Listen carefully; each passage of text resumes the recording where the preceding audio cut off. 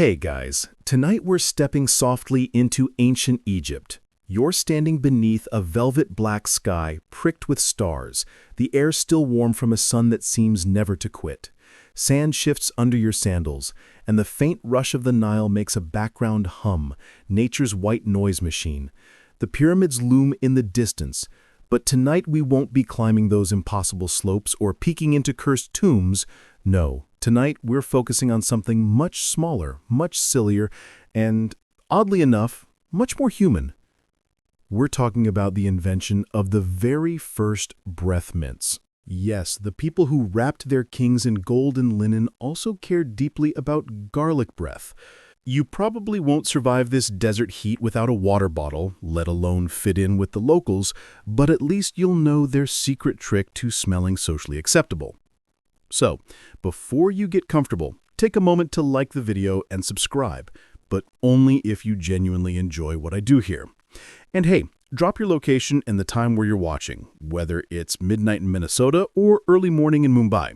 Now, dim the lights, maybe turn on a fan for that soft background hum, and let's ease into tonight's journey together. You walk slowly along a dusty path that edges the riverbank.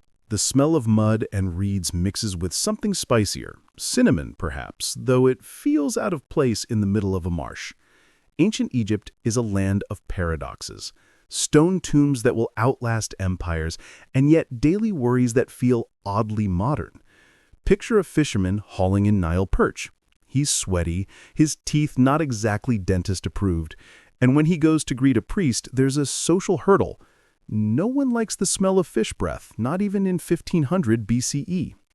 This is why the Egyptians, masters of perfumes, oils, and incense, also dabbled in little nuggets of sweetness designed to mask the less glamorous realities of human existence. Historians still argue whether these concoctions should be called medicine, candy, or pure social armor. But either way, they tell you something important. Fresh breath mattered. Think about it. These were people obsessed with order, balance, and harmony. They painted their gods in symmetrical poses, aligned pyramids with the stars, and even organized their daily routines around the steady flooding of the Nile. Against that backdrop, bad breath wasn't just a nuisance, it was a disruption of cosmic balance. Imagine leaning in to whisper a prayer to Osiris, only to gag halfway through because your mouth smelled like old onions. Not very sacred. The mainstream fact you can lean on here is simple. Egyptian texts from as early as the Middle Kingdom mention mixtures of honey and herbs for freshening the mouth. That's your evidence of early breath mints. But here's the quirky tidbit. One recipe supposedly included frankincense and cinnamon bound together with honey rolled into small pellets, basically the world's first Tic Tacs, except stickier. And here's your debate phrase for the night. Historians still argue whether these pellets were chewed daily, reserved for ritual, or used mostly as a cure for bad breath linked to stomach ailments. After all, Egyptian medicine liked to blur the lines between what we'd call practical and magical. Picture yourself now inside a modest mud brick home, lanterns flickering, the smell of stewed lentils hanging heavy in the air.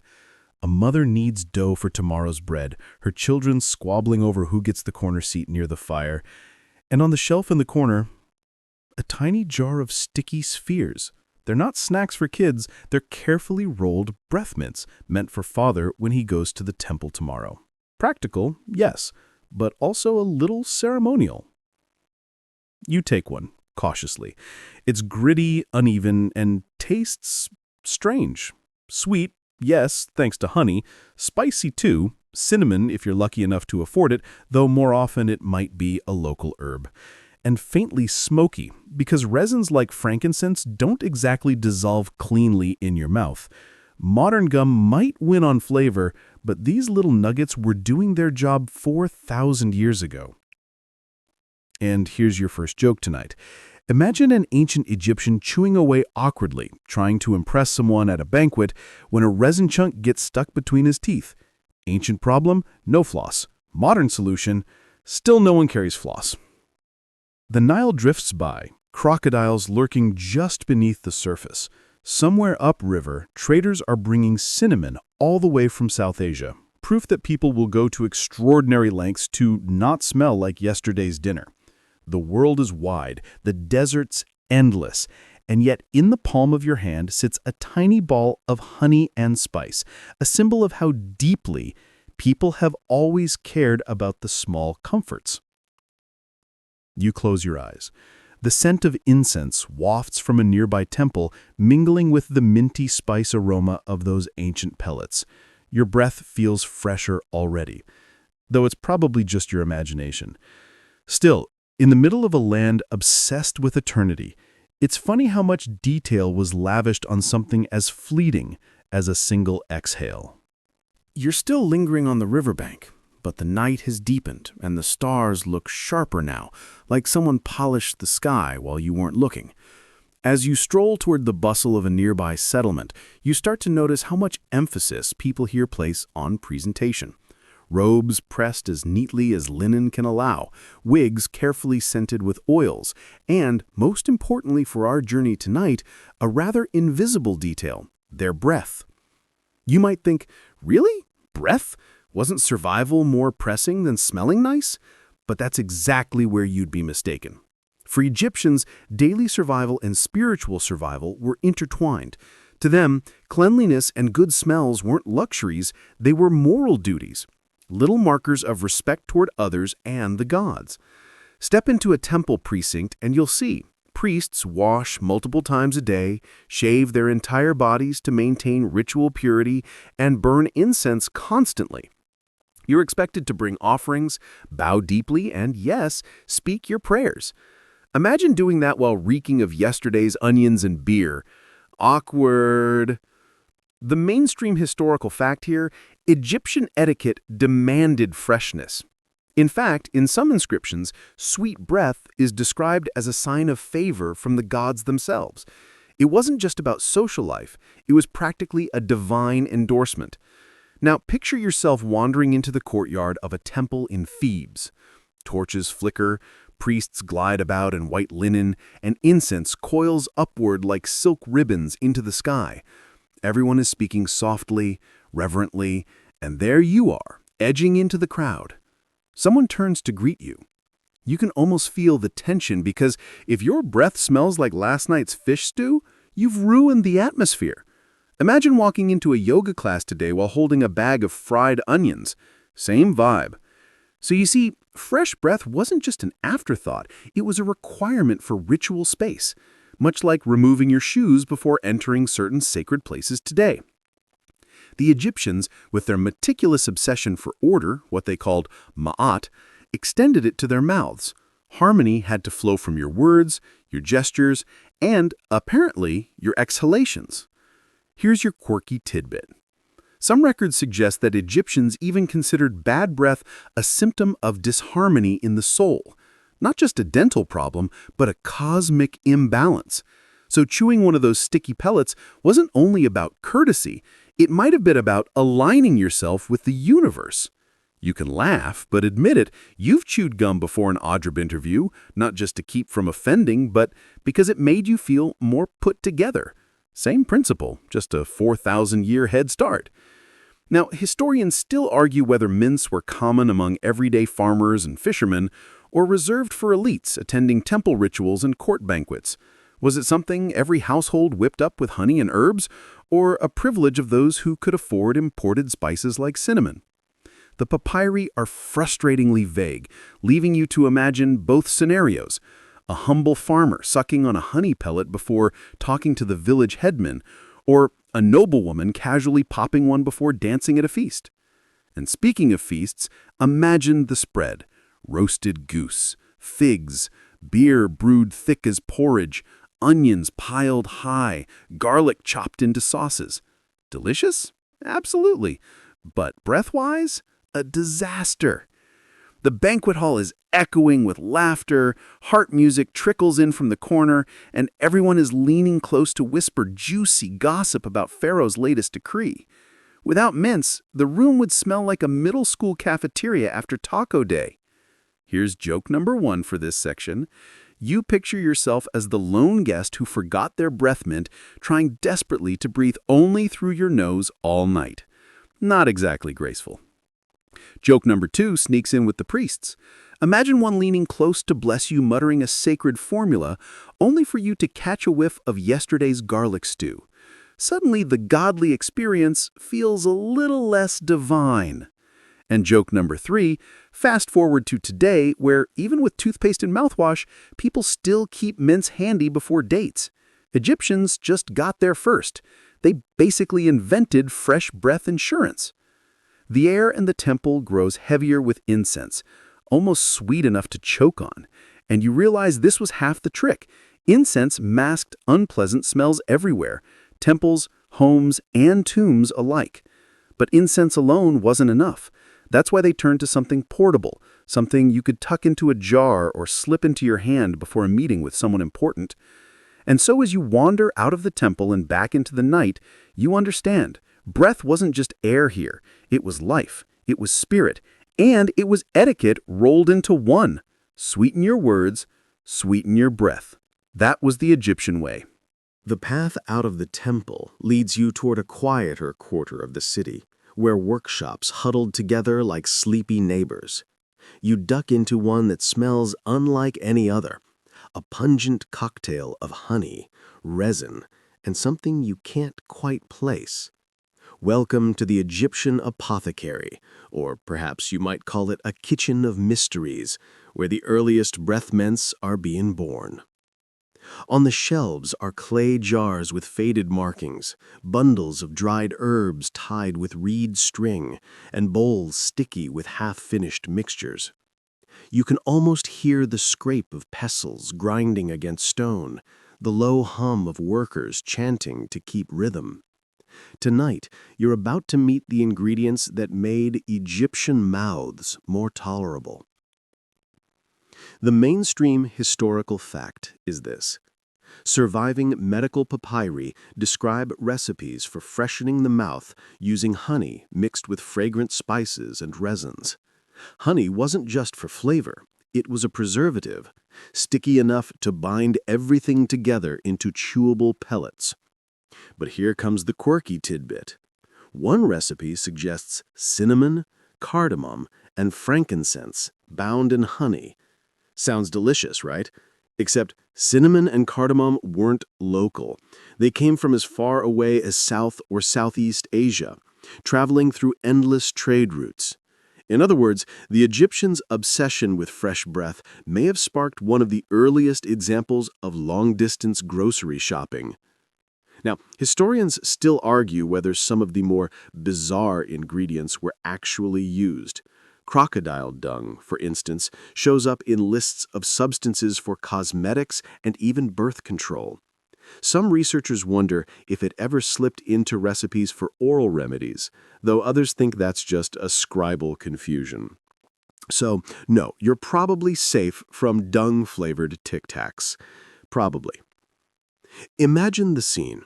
A young apprentice is tasked with measuring out herbs.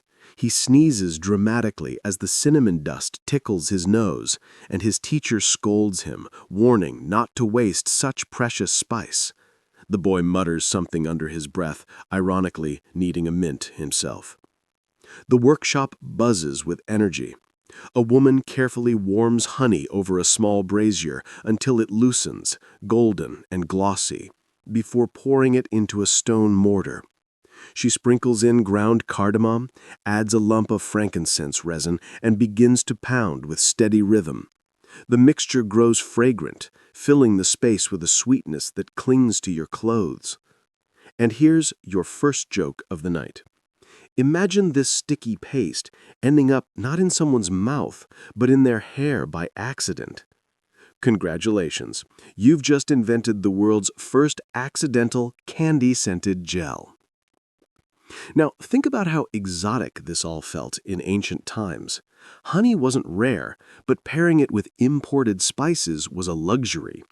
When you hold one of these finished pellets, you're not just holding a mouth freshener, you're holding proof of a civilization that reached across deserts and seas to satisfy even its smallest comforts. It's like if someone in your neighborhood imported rare Himalayan mint leaves just for their chewing gum. Second joke.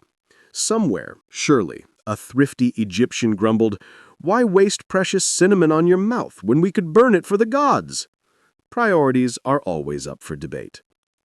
You step back and notice the jars lining the walls, some labeled with hieratic scrawls too quick for your tired eyes to decipher. Are they recipes, shopping lists, or warnings not to mistake this mixture for face paint? Historians still argue whether the recipes in medical papyri were practical directions for daily use, or more like symbolic charms meant to combine magical properties. The ambiguity leaves you in limbo, unsure whether to swallow or spit. Another scent drifts through the doorway, garlic roasting on an open hearth nearby. You suddenly understand why breath mints were so necessary. In a cuisine dominated by onions, garlic, and fish, people weren't leaving their social impressions to chance. And joke number 3 for this section. Imagine a jealous neighbor spreading rumors, whispering, "Oh, she clearly didn't chew her frankincense ball today." The first example of mint shaming in history. As you leave the workshop, your fingers feel tacky with honey, your nose tingles with spice, and your imagination is wide awake. These odd ingredients, measured and mashed together, reveal something oddly charming. Ancient people wanted the same thing you do before a date or a meeting, that quiet confidence of not breathing last night's dinner into someone else's face. The streets outside are hushed now, torches flickering low, the smell of incense and cooking fires lingering in the air. Somewhere in those clay jars lies the first recipe for sweetness on the breath. And as you stroll away, you can't help but think, it's both strange and soothing that such small details mattered so much, even in a world of pyramids, gods, and empires.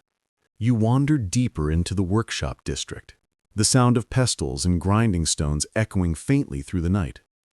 A small doorway beckons you inside, and there you find another group at work. Not farmers or priests this time, but craftsmen who treat every ingredient like it's a sacred offering. The room is warm, filled with the dull thud of tools, and a faint shimmer of candlelight glints off jars of resin. Here, you finally see how those peculiar Egyptian breath mints were actually made. On a broad stone slab lies a neat pile of ingredients: lumps of frankincense resin, small sticks of cinnamon, sprigs of mint-like herbs, and a jar of golden honey that catches the light like captured sunlight. A man kneels with a heavy pestle, grinding spices into fine powder. The motion is slow and deliberate, like kneading dough, and you realize that half the battle was simply patience. The mainstream fact here? Egyptian workshops relied on grinding stones and mortars to break down herbs and resins, often the same tools used for cosmetics and medicines. There wasn't a special breath mint machine, just the timeless pairing of stone and muscle. The quirky tidbit?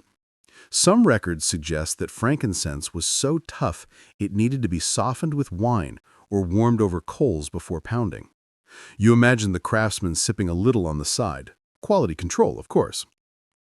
Historians still argue whether these mixtures were strictly medicinal or whether Egyptians saw them as halfway between food and cure.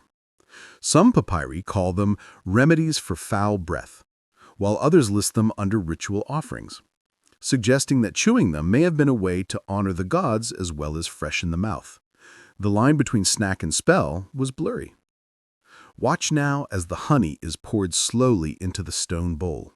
It pools thick and sticky, clinging stubbornly to the sides. Powdered cinnamon is sprinkled in, dark flecks vanishing into gold. The craftsman stirs with a wooden stick, then switches to his hands, kneading the mixture like clay. You can almost feel it stretching and tugging at his fingers. Sweet, but resistant, the way modern caramel sticks to your teeth. And here's your first joke. Picture the poor apprentice stuck with the cleanup job, scraping hardened honey off the stone slab at the end of the day. World's first dishwasher and still no tips. The air is heavy with spice. It clings to your clothes, sneaks into your lungs, and makes your stomach growl. But no one's eating these little nuggets just yet. They need to be shaped.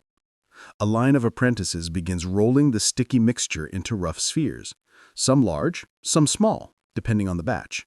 They're not uniform like your neatly pressed modern candies.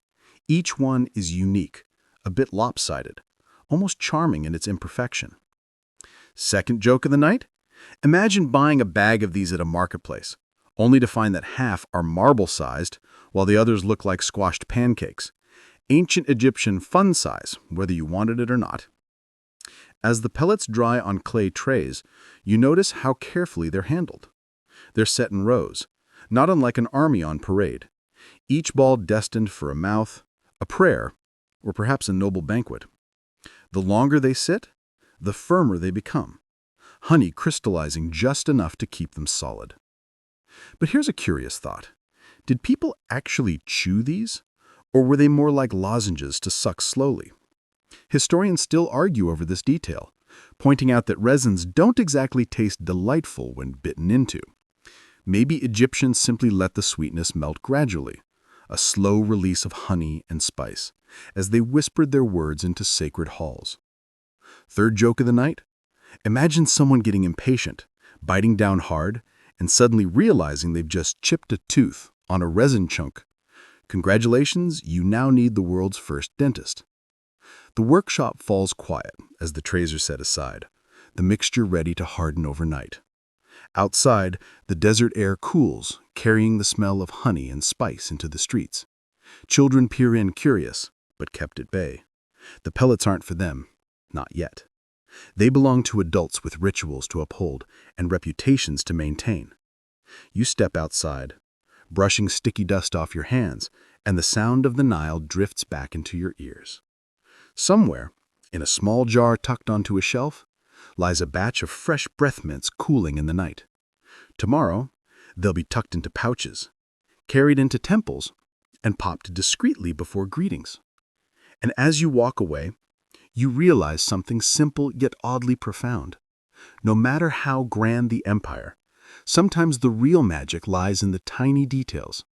The rhythm of grinding stones, the sheen of honey in lamplight, and the quiet care poured into a single ball of sweetness. The trays of sticky pellets have hardened by morning, and the workshop smells faintly of spice and smoke as the city stirs to life. You drift along the street, following the faint clatter of footsteps and voices, until you find yourself at a courtyard where people sit cross-legged, rolling tiny balls between their palms. The process seems almost meditative, like making bread rolls or prayer beads. This is the next stage, the pill-rolling sessions. Honey and spice mixtures that were ground and kneaded last night are now portioned out, pinched into clumps, and rolled smooth. Each one is laid carefully on reed mats to finish drying under the desert sun. The mainstream historical fact here is straightforward. Egyptians shaped many of their medicinal and cosmetic preparations into pills or pellets, sometimes sealing them in little packets or jars. The habit of rolling medicine into swallowable or chewable balls goes back thousands of years. It wasn't invented by modern pharmacies. And here's the quirky tidbit. Some scholars suggest that the Egyptians deliberately rolled these mints into round shapes to mirror the perfection of the sun disk. After all, roundness carried symbolic weight here. Wholeness, eternity, the cycle of Ra's daily journey across the sky. So, even a humble breath mint might echo cosmic symbolism. Still, historians argue whether these mints were more uniform in elite households or if everyday folks made them haphazardly. Would a queen's mint ball look neat and polished, while a fisherman's looked like a sticky pebble? The evidence is slim, leaving room for you to picture both ends of the spectrum. You watch as an elderly woman rolls hers with almost ceremonial grace, dipping her fingers in water to keep the honey from clinging. A boy beside her struggles, muttering as his misshapen lump sticks to his palm. The laughter that follows feels timeless, ancient people teasing each other over clumsy handiwork, just as you'd mock a lopsided cookie today. First joke. Imagine biting into one of those misshapen lumps, only to find it glued to the roof of your mouth. No escape until it dissolves.